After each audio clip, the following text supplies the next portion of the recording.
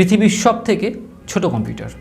আসসালামু আলাইকুম, আশা করছি সবাই ভালো আছেন। আজকে আমরা কথা বলব পৃথিবীর সবথেকে ছোট্ট কম্পিউটার নিয়ে, যা কিনা বাংলাদেশে আছে এবং আপনি চাইলেই কিন্তু এটা ক্রয় করতে পারবেন। এই কম্পিউটারটা এতই ছোট যে আপনি চাইলে এটা পকেটে ভরে অথবা আপনার ব্যাগে ভরে যে কোনো জায়গায় নিয়ে যেতে পারবেন, রাস্তাঘাটে চলাচল করতে পারবেন, কোনো আত্মীয় বাসায় যেতে পারবেন, আত্মীয় বাসায় গিয়ে তার টিভির সাথে কানেক্ট করে পুরো টিভিকে কম্পিউটার বানিয়ে ফেলতে পারবেন। আর মজার ব্যাপার হচ্ছে গিয়ে এটা যেহেতু 4K, সেই জন্য আপনি 4K সাইজের অথবা 55 আকৃতির যে টিভিগুলো আছে সেখানেও কিন্তু কম্পিউটার বানায় ফেলতে পারবেন, কোনো ফাটবে না, কিছু হবে না, সেই সাথে 60 frame per second bit rate. So this is really awesome. একটা জলজ্যান্ত কম্পিউটারকে আপনি যেখানে সেখানে নিয়ে যাচ্ছেন, এটা কিন্তু আসলে খুব ইন্টারেস্টিং একটা ব্যাপার।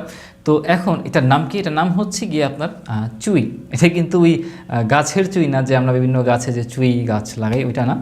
ব্র্যান্ডের নামে হচ্ছে চুই, চায়না জিনিস বলাই বাহুল্য। তো যাই হোক, এই চুই যেটা আছে এটা আসলে ওরা তো বলতেছে যে এটা হচ্ছে পৃথিবীর স্মলেস্ট জিনিস কম্পিউটার, ওরা নিজেরা বলতেছে। এটা আসলেই কি তাই?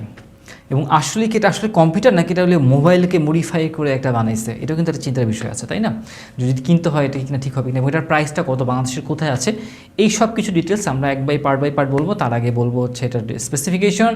আর তার আগে কিন্তু এখনই আপনারা সাবস্ক্রাইব করে ফেলুন আমাদের চ্যানেলটি রিভিউ প্লাজা। আমার নাম আবিদ, রাহাত। আমাকে একটু উৎসাহ দেন ভাই, সাবস্ক্রাইব করে কমেন্ট করে একটু তো জানান নাকি, একটু শেয়ার করেন, ঠিক আছে? তো আমরা চলে আসছি এই ইন্টার পর। তো যাই হোক, আমরা ইন্টার পর আবার চলে আসলাম এবং আমরা আশা করছি যে আপনারা অলরেডি সাবস্ক্রাইব করে ফেলেছেন। তো এবার হচ্ছে মোদ্দা কথায় আসি, আর সেটা হচ্ছে গিয়ে আমরা তাদের কথায় লাফালাফি না করে আগে দেখি এই কম্পিউটারের ভিতরে কী আছে। ওকে, সো প্রথম হচ্ছে এটার প্রসেসর নিয়ে কথা বলি। এটার প্রসেসর হচ্ছে কি ইন্টেল সেলুলার এর J4115 মডেল। তাই মোটামুটি বলা যায় ওকে ফাইন, এটা কিন্তু কম্পিউটার লেভেলে চলে আসছে, এটা কিন্তু আর ফোন লেভেলে নাই। আর এটার অপারেটিং সিস্টেমটা কি? ডেফিনেটলি উইন্ডোজ 10 এবং লিনাক্স, এই দুটোই কাজ করবে এটাতে। So this is really awesome. এতটুকু ছোটো জিনিসে এটা যে হচ্ছে, তার মানে কিছু তো এটাতে আছে অলরেডি। আর এটার জেনারেশন হচ্ছে কি ইন্টেল 9 জেনারেশন UHD গ্রাফিক্স 600, অর্থাৎ আপনি বেসিক কিন্তু কাজ আপনার অলরেডি হয়ে যাচ্ছে। তো আসি এবার এটার মেমোরি বা স্টোরেজ নিয়ে। এটাতে কিন্তু আপনি 120 মেগাবাইট স্টোরেজ পাচ্ছেন, সেটা হচ্ছে গিয়ে SSD। চিন্তা করে দেখেন, SSD হলে মানে এতটুকু এই কম দামের জিনিসে, আবার এতটুকু একটা পিসিতে SSD হার্ড ডিস্ক, মানে অতুলনীয় একটা বিষয়। এবং আপনি হয়তো কিছু এক্সট্রা দিলে আপনার এই হার্ড ডিস্কটা কিন্তু আরও বেড়ে যাবে স্পেসটা। আর বলাই বাহুল্য SSDর কারণে আপনার গতিটা কিন্তু অনেক বেশি বেড়ে যাচ্ছে। আর এবার সেটা কানেক্টিভিটি নিয়ে, এটা তো হয়তো ওয়াইফাই ডেফিনেটলি আছে, ব্লুটুথও আছে, 5 পয়েন্ট যেটা আছে সেটা দরকার ছিল। আর সেই সাথে এটিতে কিন্তু আপনারা পাচ্ছেন দুটা USB পোর্ট, অর্থাৎ আপনারা চাইলে একটাকে মাউস এবং কিবোর্ডের জন্য ব্লুটুথ কানেকশন দিয়ে ইউজ করতে পারেন এবং আরেকটা পেন ড্রাইভের জন্য ব্যবহার করতে পারছেন। এবং এদিকে একটা ভালো সুবিধা হচ্ছে গিয়ে এটাতে কিন্তু পাওয়ার জন্য USB পোর্ট C ব্যবহার করা হয়েছে, যা কিনা সত্যি খুব ভালো একটা কাজ হয়েছে। সেই সাথে এটাতে আছে একটা হেডফোনের জ্যাক, যেটা কিনা 1/3.5 mm। আর সেই সাথে HDMI পোর্ট তো আছেই 2.0, অর্থাৎ আপনি চাইলেই আপনার যে কোনো মনিটর বা টিভির সাথে কানেক্ট করতে পারছেন যখন তখন। আচ্ছা, এবার এটার ওজন নিয়ে কথা বলি। সাধারণ মোবাইল থেকে মানে কম ওজনের ক্ষেত্রে মাত্র 129 গ্রাম। চিন্তা করে দেখেন অবস্থা, মাত্র 129 গ্রামের এই একটা কম্পিউটারের ওজন, মানে চিন্তা করা যায় কত জোস একটা জিনিস। ল্যাপটপের থেকেও তো প্রায় কম, অনেক ল্যাপটপের থেকে, চারটাখানি কথা না। তো যাই হোক, এই তো গেল খুঁটিনাটি বিষয়। এখন কথা হচ্ছে গিয়ে আমরা যারা সাধারণ ইউজাররা আছি, আমরা কিন্তু এত খুঁটিনাটি বিষয় দেখতে চাই না।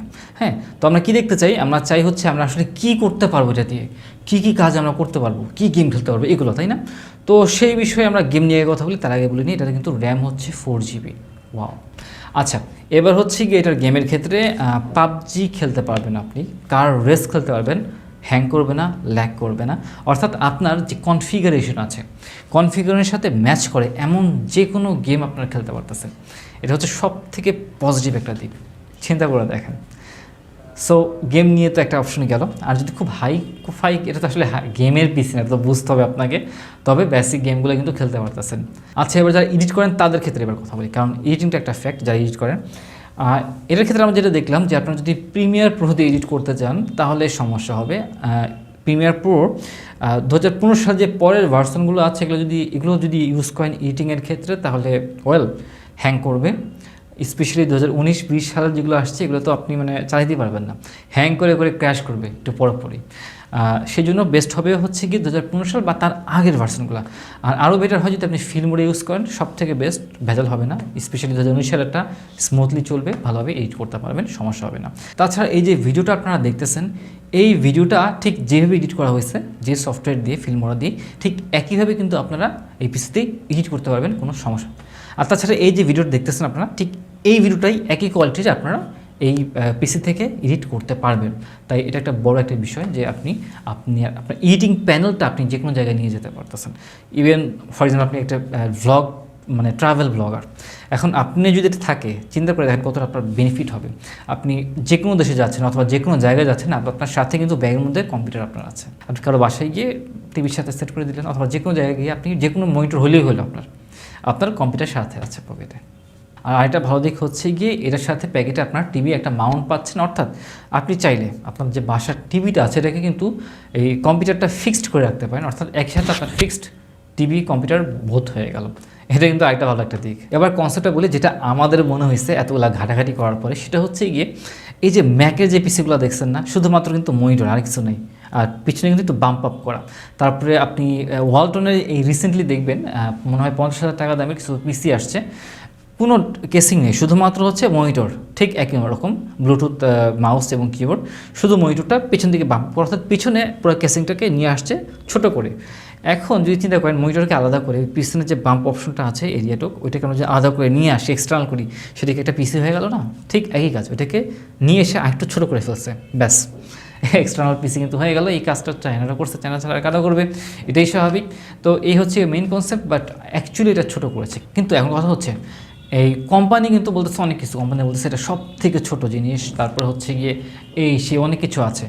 এখন ওদের মুখের কথা তো আর শুনলে হবে না, তাই না?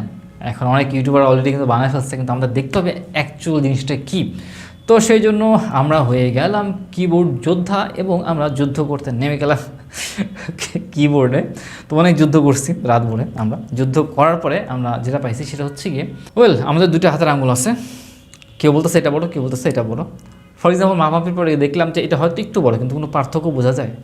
সেই জন্য যদি কেউ বলে যে ওয়ার্ল্ডের সব থেকে স্মলেস্ট কম্পিউটার, বিষয়টা না আসলে ওইভাবে যায় না।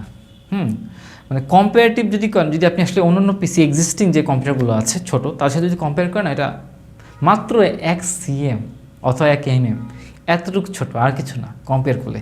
হ্যাঁ, যদি ওভারঅল বলেন যে হ্যাঁ সব থেকে ছোটো, একটা কথা আছে, কিন্তু কম্পেয়ার করলে না এত ছোটো না।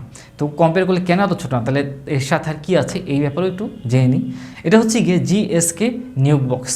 এখন জিএসকে নিউক বক্সটা হচ্ছে গিয়ে যেমন চিউ যেটা আছে, এটা কিন্তু হচ্ছে গিয়ে আপনার গত বছরের। আর জিএসকে নিউক বক্স এটা হচ্ছে গিয়ে এই বছর।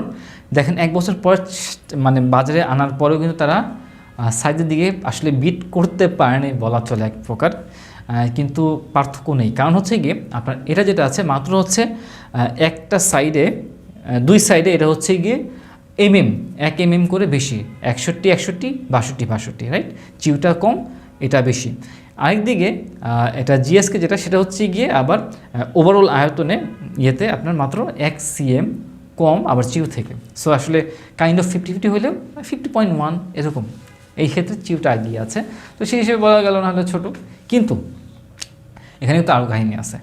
এই চিউয়ের সব থেকে বড় কম্পিটিটর এখন এই বছরে চলে আসছে এই জিএসকে। কিন্তু এখানে একটা কথা আছে, এই চিউ যে কম্পিউটার বক্সটা আছে ছোটো, এটার থেকে কিন্তু সবথেকে বড় একটা কম্পিউটার চলে আসলো এই বছর, সেটা হচ্ছে এই যে জিএসকে নিউ বক্স। কেননা আমরা যেটা দেখলাম এই নিউ বক্সে একই সাইজের, প্রায় একই সাইজের অ্যাকচুয়ালি, এটার ভিতরে নিউ বক্স যেটা করছে মানে চিউয়ের থেকে ডবল, সব দিকে double, RAM, space, speed, graphics, যা কিছু বলেন ডবল। এখন এটা আসলে কেমন, তো জিএসকে নিয়ে আমরা কিন্তু আগামী নেক্সট ভিডিওতে সামনে ভেরি সুন 2 দিনের ভিতরে একটা রিভিউ করতে যাচ্ছি। আশা করি ওটা দেখবেন, কেনার আগে অ্যাটলিস্ট দেখা উচিত। তবে যদি বলি যে কিনতে, আসলে কোনটা কেনা উচিত, জিএসকে কিনবেন নাকি নিউক বক্স? একটা জিনিস কি, যেটা সম্বন্ধে আসলে একটু জানাশোনা গেছে ওইটাকে নিয়ে ভালো, কারণ এগুলো হচ্ছে নতুন ধরনের প্রোডাক্ট, তাই না? তো আগে তো একটু ইউজার ফ্রেন্ডলি হতে হবে। সো নিউক বক্স যেটা আছে সেটা কিন্তু মোটামুটি মানুষ অনেকে ইউজ, প্রায় 1 বছর হয়ে গেছে, এখনও হয়নি, ইউজ করছে এবং কমফোর্টেবল ফিল করছে এবং ভালো রিভিউ পাওয়া গেছে। এতে এরকম ব্যাড রিভিউ আসে নাই এক্সপেকটেশন অনুযায়ী।